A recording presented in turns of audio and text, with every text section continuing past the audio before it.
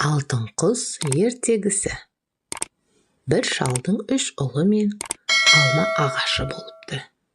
Шал жыл сайын оның жемісін жеп, жасарып тұрады екен. Бір жылы алмаларын белгісіз біреу жеп кетеді. Келер жылы шал сақтық жасап, үлкен баласын күзетке тұрғызады. Түнде ол ұйықтап қалып, алманы жегізіп қояды. Екінші жолы ортаншысы күзетеді. Ол да ұйықтап қалады. Үшінші жолы кіші баласы күзетпек болады. Ол ұйықтамай, түнімен сыбызғысын тартып отырады. Түннің бір уақытында алтын құс келіп, алманы жей бастайды.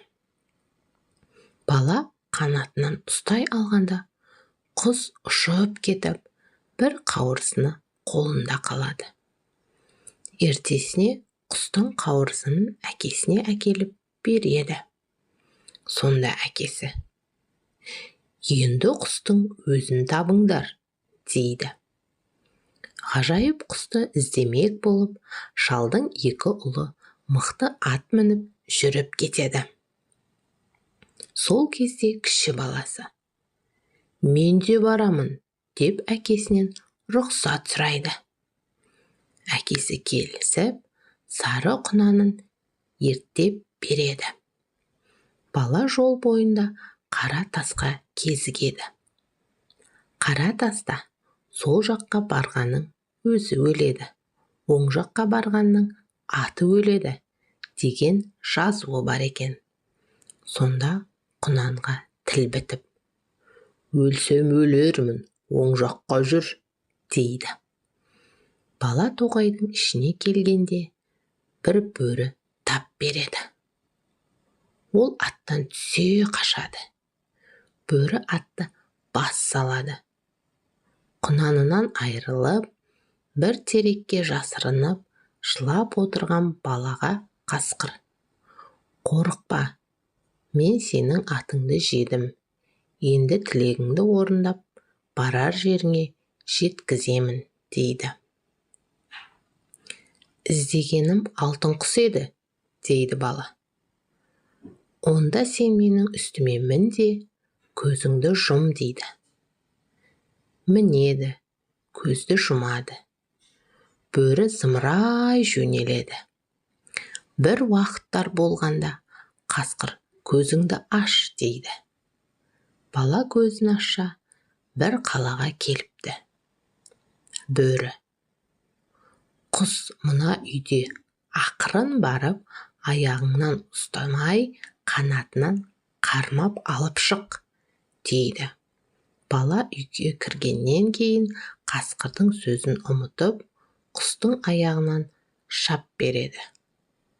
Сол кезде аяғындағы қоңырауы шылдырлап, ханның жігіттері баланы ұстап алады. Ертеңінде оны ханға алып келеді. Хан: "Құсты неге ұрламақшы болдың?" деп сұрайды. Сонда бала: "Менің әкемнің бір түп алмасы бар еді. Құсыңыз 3 жылдан бері сол алманы жеп кетіп, әкем содан бері қартайып бара жатыр", дейді. Сонда хан: "Әкең үшін қаныңды төкпейін. Осы жақта бір ханның алтын шалды, алтын құйрықты аты бар. Соны әкелсең, құсты беремін", дейді. Бала бөріге келіп, ханның тілегін жеткізеді. Сонда бөрі: "Үстіме мін де, көзіңді жұм", дейді. Бір уақытта бұлар тағы бір қалаға келіпті. Сонда бөрі: "40 сарайдан кейін бір сарай бар. Сол сарайда алтын жалды ат тұр. Шылбырынан ұстамай, жалынан жетелеп алып шық", дейді.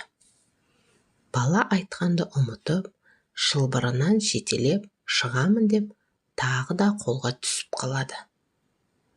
Ертесіне ханның алдына барғанда, бала не үшін келгенін айтады. Сонда хан: әкенің үшін жазаға тартпаймын.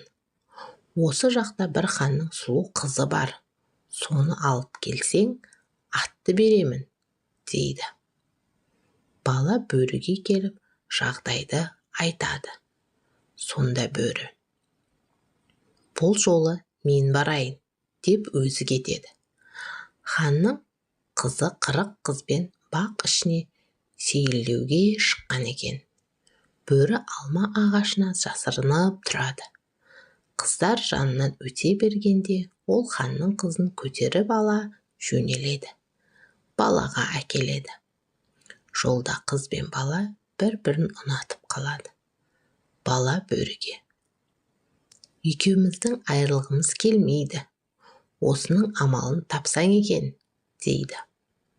Сонымен олар шаһарға келеді. Бөрі кейпін өзгертіп, сұлу қыз бола қалады. Бала ханға айтқан қызың осы деп кейпін өзгерткен бөріні алып келеді. Хан балаға риза болып, алтын шалды атын береді. Бала кеткен соң қызды үйге кіргізіп, жанына жақындаса, қыз жоқ, қасқыр тұр. Хан қорқып, талып қалғанда, қасқыр сыртқа шығып, қашып шығып, жігітті қуып жетеді. Бала бөріге: бұл аттан да айырылғым келмей тұр. Соның бір амалын тап, дейді. Бөрі мақұл деп, кейпін өзгертіп, алтын атқа айналады. Хан алтын жалды атты қолына түсіргеніне мәз болып, балаға алтын құсты ұстатып жібереді. Хан сол күні аңшыларын жинап, бала әкеліп берген алтын атқа мініп, аңға шығады. Бір жазыққа аттарын тұсап, өздері киік атуға кетеді. Олар кетісімен бөрі өз бейнесіне еніп, тұсалған аттардың бәрін жеп қояды. Содан соң баланы қуып жетеді де: әрі қарай өздерің жүре беріңдер, деп қалып қояды. Екеуі ұзақ жол жүреді. Бір кезде қыз: аздап демалайыншы, дейді. Екеуі ұйықтап жатқанда, жігіттің екі ағасы жетіп келіп, олардың үстінен түседі. Әкеміз екеуің тапқанды інілерің тапты деп, бізді жек көретін болады деп, әр қызға қызығып, өзара ақылдасып, інісін өлтіріп, сұлу қызды, алтын құсты және алтын шалды атты алып келеді. Бір күні баяғы орманды кезіп жүрген желден жүйрік бөрі баланың жайын сезіп, оған жетіп келсе, досының өлігін қарғалар шоқып жеп жатқанын көреді. Сонда ол қарғалардың патшасын ұстап алып: өлместің суын әкеліңдер, әйтпесе босатпаймын, дейді. Олар өлместің суын әкеліп береді. Бөрі суды балаға себеді. Бала: ұйықтап қалыппын, деп атып тұрады. Бөрі балаға: менің үстіме мін, үйіңе алып барайын, дейді. Келсе, баяғы қызға үлкен ағасы үйленгелі жатыр екен.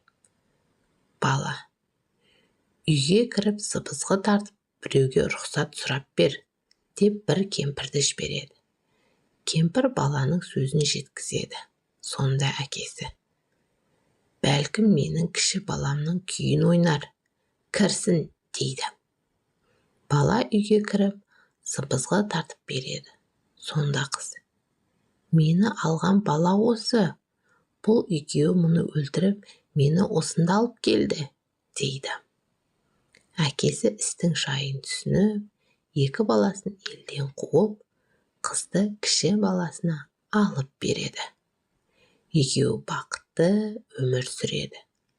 Шал болса, жыл сайын баяғы алманың жемісін жеп, жылдан жылға жасарады екен, деседі.